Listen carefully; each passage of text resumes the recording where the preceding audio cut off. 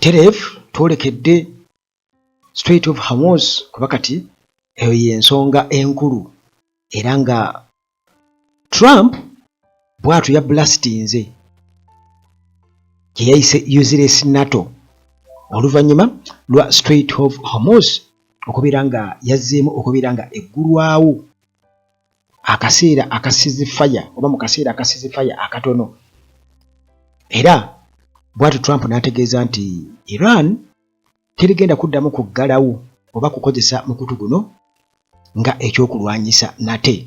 Kale bw'atyo munnange US President Donald Trump nga ayambalira omukago ogwa NATO banywanyi baayo NATO allies nga ategeeza nti Iran tegenda kuddamu kuggala Strait of Hormuz nate era nga obunkenke munnange bwe butyo nga bwe bukkakkana nga bwe tuli muka ceasefire temporary ceasefire obunkenke bwongedde okubeera nga bukkakkanako kubanga Strait of Hormuz bwetyo yazzeemu okubeera nga eggulwawo. Kakati US President Donald Trump bw'atyo nga ayogera byeyogedde mu remarks eziwerako.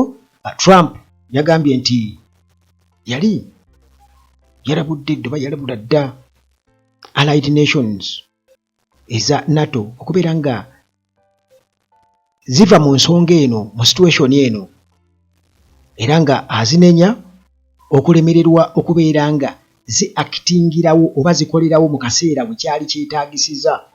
Kati muveemu mu nsonga eno temuddamu na kugyogerako tetubeetaaga.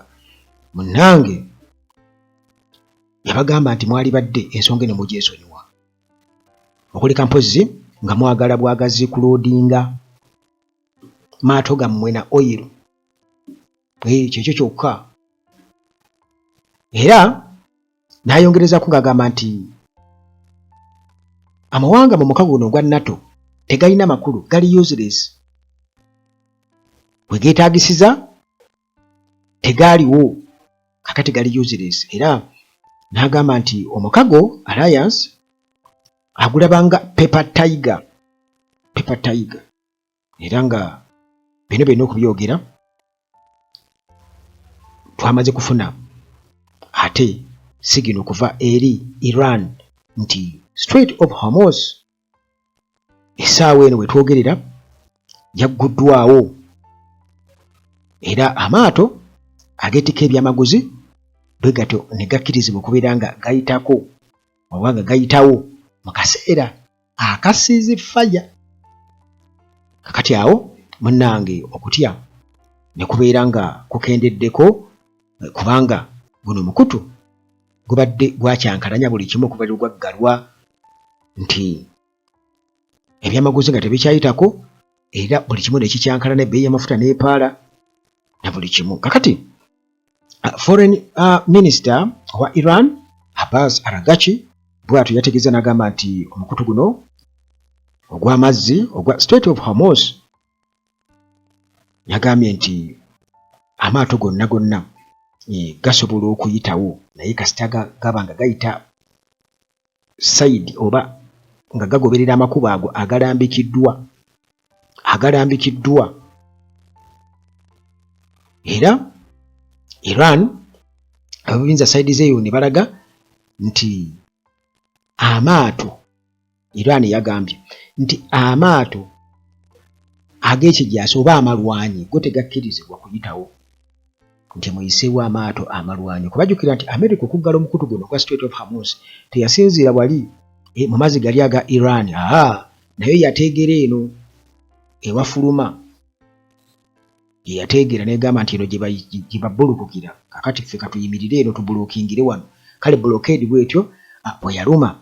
Kakati munnange newankubadde nga bagguddewo omukutu guzzeemu okubeera nga guggulwawo, Trump yakakasiza n'agamba nti US naval blockade nga kugamba okuziba omukutu guno US kwebadde ekoze kugenda kusigala ku maato oba ku byamaguzi ebikwatagana ne Iran nti amaato ga Iran tegakkirizibwa kuyitawo. Yagambye nti blockade eno egenda kusigalawo in full force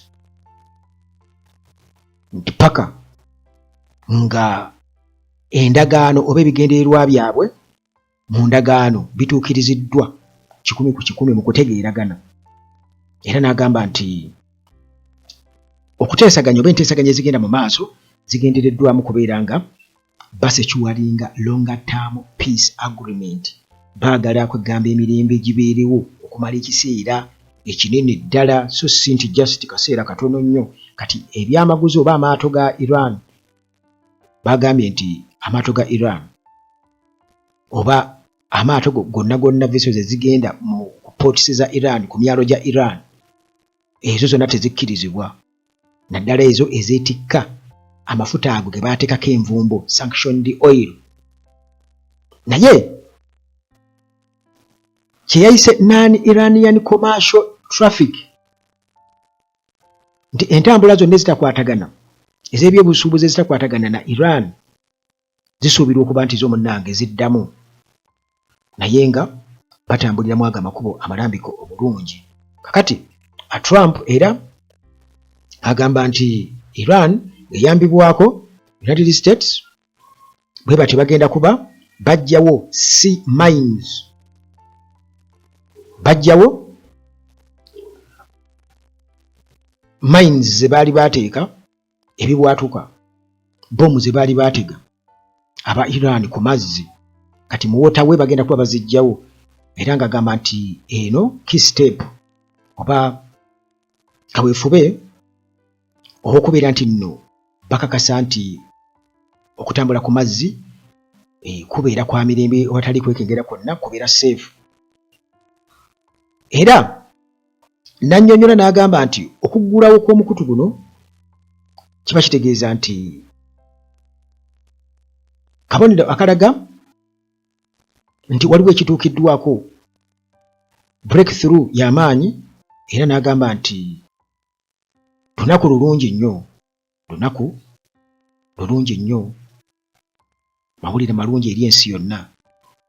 N'agamba nti Iran yabadde ekkiriza obutaddamu kukozesa mukutu guno ogwa Strait of Hormuz nga leverage, tegenda kuddamu kubeera nga egukozesa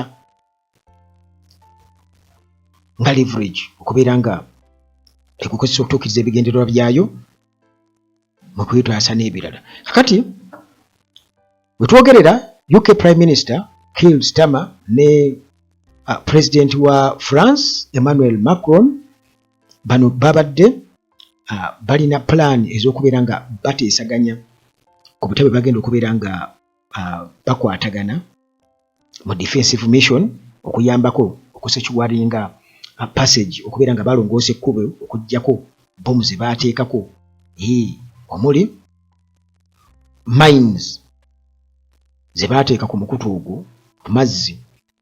Kati basaazeewo nabo bageteekewoko defensive mission okubeera nga bakiriyalinga, so nga US yabagambye nti tubeetaaga mu nsonga eno mumulinde bulinzi kutikka maato gammwe muti eiro wammwe, kubanga bino bwe mwali mwetaagisiza temwajja, kakati mubiviiremu ddala. Kakati newankubadde nga okuggulawo omukutu guno gwa Strait of Hormuz guleeseewo essuubi companies, shipping companies ez'ebyentambula ku mazzi ez'amaato bwe zityo zikyalabuddwa nti amakubo gano oba ekkubo yadde newankubadde nga kati bazimu kubeera nga bagaggula, naye oluvannyuma lwa weeks eziweredde ddala nga waliwo okutaataagana, kiba kitegeeza nti balina okubeera nga nabo beegendereza.